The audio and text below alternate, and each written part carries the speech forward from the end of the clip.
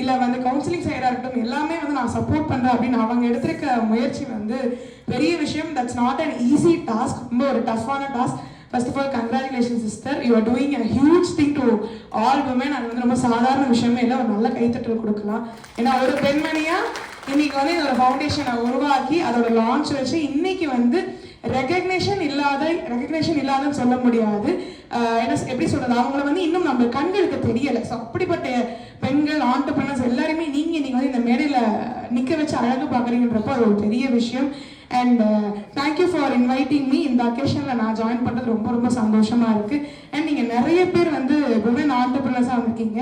And மென்ஸை தாண்டி இங்கே வந்து விமென்ஸை நிறைய பேர் பார்க்கும்போது எனக்கு ரொம்ப ப்ரௌடாக ஹாப்பியாக இருக்குது. ஏன்னா அவங்க சொன்னாங்க மென்ஸ் வந்து ஃபர்ஸ்ட் நல்ல ஒரு அடுத்தடுத்த கட்டத்தை நோக்கி ஓடிட்டு இருக்காங்கன்னு.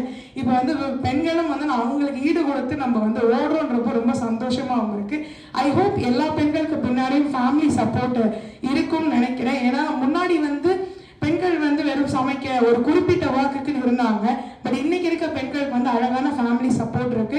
சில பேர் ஃபேமிலி சப்போர்ட் இல்லாதவங்களுக்கு சங்கீதா சிஸ்டர் அழகாக ஹெல்ப் பண்ணிக்கிட்டு இருக்காங்க. அதனால எல்லாருக்குமே வந்திருக்க எல்லாருக்கும் மிகப்பெரிய வாழ்த்துக்கள். ரொம்ப சந்தோஷமா இருக்கு. மெடல் குத்திட்டாங்க ஒரு அக்கா, ரொம்ப அழகா சிரிக்கிறாங்க.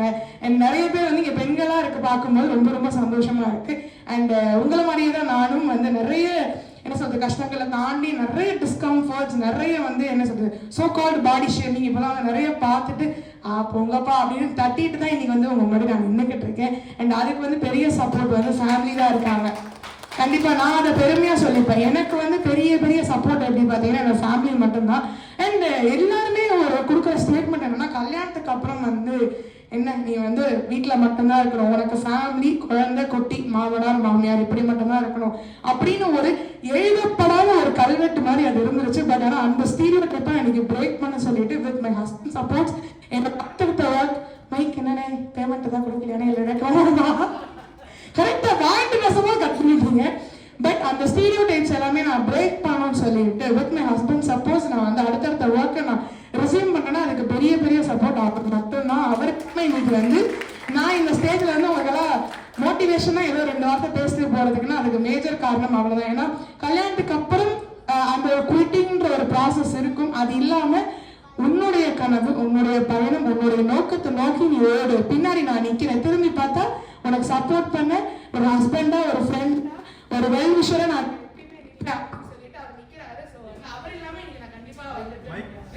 So thank you so much Mama, thank you for always being at my side. And கண்டிப்பா அம்மா அப்பா அவங்க எல்லாமே நான் வந்து இன்னைக்கு ஒரு தனி பெண்ணா இவ்வளோ நாலேஜ் இவ்வளோ அழகா என்னை வளர்த்துருக்க முடியாது. ஸோ அவங்களுக்கும் பெரிய பெரிய நன்றி. அண்ட் இங்கே வந்திருக்க எல்லாருக்குமே மிக பெரிய வாழ்த்துக்கள். தேங்க்யூ ஸோ மச் என்னை இன்வைட் பண்ணதுக்கு. தேங்க்யூ. அண்ட் செந்தில்தா சங்கர்லாம் தெரியும், நான் இத்தினோண்டுல இருந்து இருப்பேன். அண்ட் அவரும் நிறைய விஷயங்கள் எனக்கு வந்து சப்போர்ட் இருந்திருக்காரு. அப்பார்ட் ஃப்ரம் அவ்வளோ அழகான ஃபேமிலி வெல்விஷரான அங்கிள் எனக்கு இருந்திருக்காரு. Thank you uncle, thanks for coming. ரொம்ப அழகா பேசுனீங்க, தேங்க்யூ.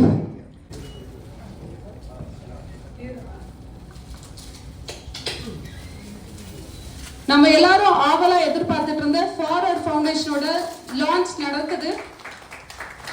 பலத்த கரகோஷத்தோட இதை நம்ம வரவேற்கலாம்.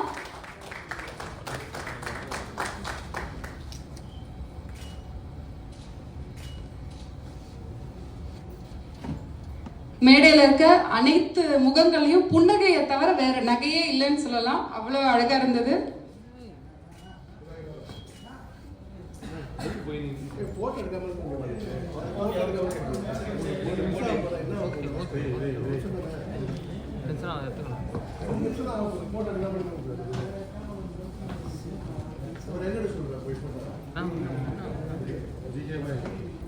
நான் வந்து நிறைய அண்டர்கவுண்ட் பண்ணியிருக்கேன்.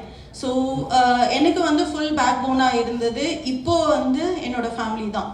ஏர்லியராக வந்து I doesn't know even a initial point. என்னோட இங்கே இருக்கிற பாதி பேர் வந்து என்னோட குருநாதர் தான் நான் சொல்லுவேன் நான். ஸோ இந்த ஃபவுண்டேஷன் நான் ஸ்டார்ட் பண்ணுறதுக்கு காரணம் வந்து நிறைய வந்து சர்வீஸ் பண்ணியிருக்கேன். நிறைய பேர்கிட்ட நான் பேச விருப்பப்படுவேன். அவங்கெல்லாம் அவங்களோட கஷ்டத்தை சொல்லும் பொழுது நான் என்ன பண்ண போகிறேன் அவங்களுக்குன்னு ஒரு நாள் எனக்கு ஒரு கொஷின் வந்தது.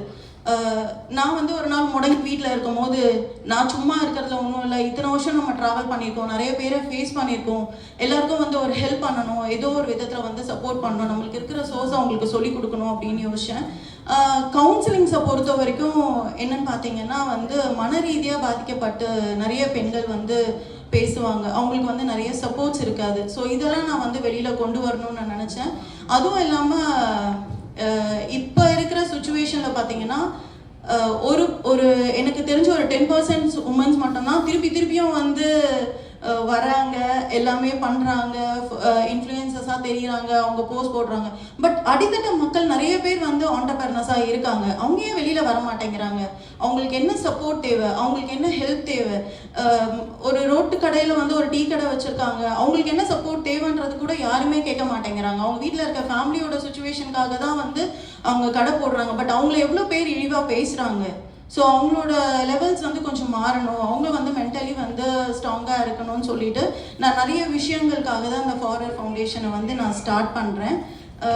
நிறைய சர்வீஸ் ஏர்லியராக நான் பண்ணிட்டு இருந்தாலும் வந்து இது வந்து கொஞ்சம் டிஃப்ரெண்ட்டு. ஏர்லியராக நான் வந்து இங்கே எக்ஸ்பீரியன்ஸை நான் ஷேர் பண்ணுறேன் ஆனந்த் சாரோட பெர்மிஷனோட. என்னன்னா வந்து பிரெஸ்ட் கேன்சரில் நான் வந்து ஒரு சர்வீஸில் வந்து ஒரு 10 years நான் வந்து சாரோட நான் ட்ராவல் பண்ணியிருக்கேன். அப்படி பார்க்கும்போது தான் சும்மா லைக் சரி ஓகே நம்ம போவோம், அது வேலையாக தான் இனிஷியலாக நான் எடுத்தேன் நான். அப்புறம் வந்து போக போக பார்த்தீங்கன்னா இப்போ ரீசெண்டாக நிறைய ப்ராஜெக்ட்ஸ் பண்ணும்போதுனா நம்ம வில்லேஜஸ்லாம் பண்ணும்போது நிறைய பெண்கள் பண்ணும்போது எல்லாமே வந்து இந்த வில்லேஜ் செக்டரில் இருக்கிற பெண்கள் தான். எவ்வளோ பேர் வந்து அடுத்த கட்டத்துக்கு போக முடியாமல் கஷ்டப்பட்டுட்டு இருக்காங்க, அவங்களுக்கு என்ன பண்ணுறதுனே தெரில, ஹெல்த் ரிலேட்டடாக என்னன்னு தெரில. அவங்க கேன்சருக்காக ஸ்க்ரீனிங்காக வந்தாலும் அவங்களுக்கு பர்சனலாக இருக்கிற பிரச்சனை யாருமே காது கொடுத்து கேட்கறதுக்கு இல்லை. ஏன் அது யாருமே கேட்க மாட்டேங்கிறீங்க? யாருன்னா அவங்க ஒய்ஃப் கிட்ட வந்து உனக்கு என்ன பிரச்சனை இருக்குன்னு இன்னைக்கு நான் கேட்டிருக்கீங்களா? எத்தனை ஆண்கள் இருக்கீங்க? சாப்பிட்டியான்னு என்னைக்கோ ஒரு நாள் கேட்குறீங்களே, டெய்லி கேட்குறீங்களா?